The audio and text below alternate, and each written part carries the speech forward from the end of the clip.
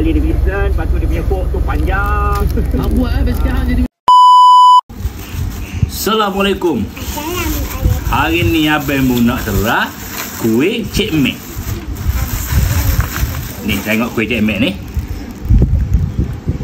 Ni barang sohu di Kota Baru. Abang mu beli di kedai Cik Pah.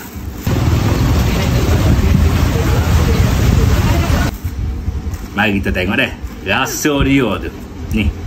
Ni barang. Bismillahirrahmanirrahim.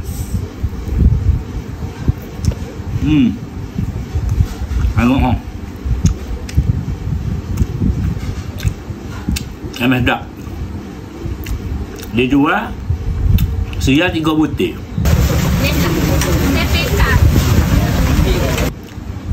Nak frozen pun ada lah nak.